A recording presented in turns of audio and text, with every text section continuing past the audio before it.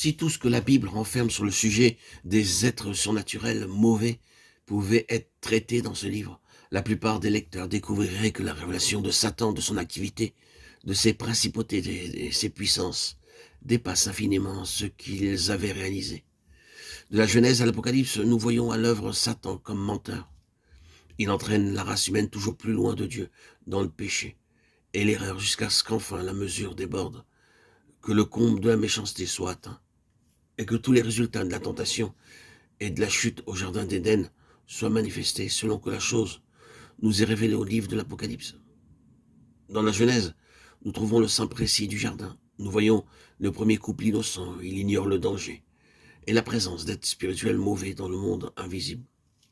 Et voici le procès-verbal du premier acte de Satan sur notre terre, acte de tromperie et de mensonge, mais déguisé de façon très subtile.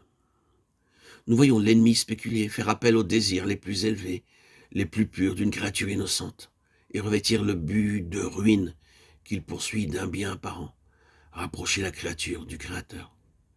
Nous le voyons s'armer du désir qui pousse Ève vers Dieu pour l'éloigner de Dieu et faire d'elle sa captive.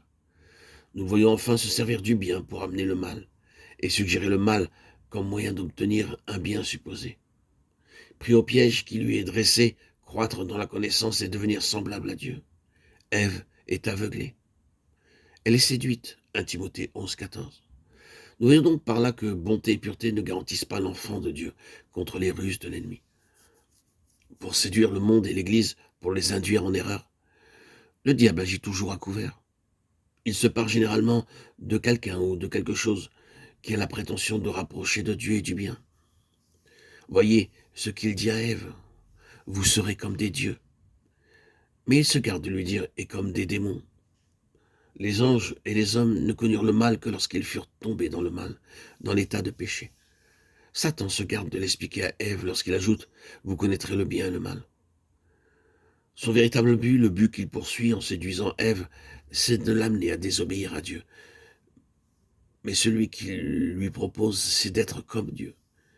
Si Ève avait raisonné, elle aurait vu que les suggestions du tentateur se détruisaient elles-mêmes. En somme, elle se ramenait à ceci, désobéir à Dieu pour être davantage comme Dieu. Le récit du jardin ne nous laisse pas supposer l'existence d'une monarchie organisée d'êtres spirituels mauvais. Il y est seulement question d'un serpent. Mais Dieu s'adresse au serpent comme à un être intelligent qui vient de séduire la femme, de propos délibérés. Dieu arrache le déguisement de Satan et prononce la sentence de condamnation sur l'auteur de la catastrophe qui vient de se produire. Une semence ou postérité de la femme brisera, écrasera la tête de l'être sensuel qu'il avait pris la forme d'un serpent pour mener à bien son plan de destruction et de mort. Dès lors, le nom de serpent s'attachera à lui et rappellera à travers les âges l'action qui met le comble à sa révolte contre le Créateur.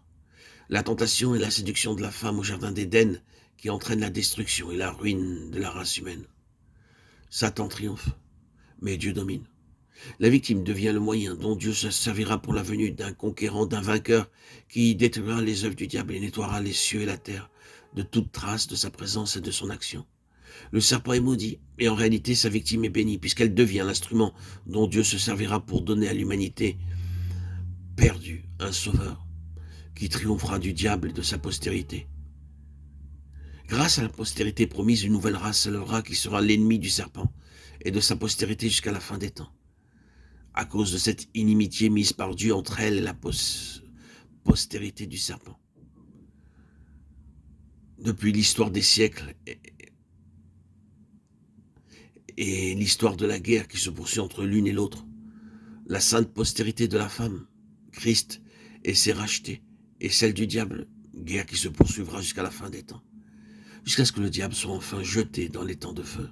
Jean 8, 44, 1 Jean 3, 10.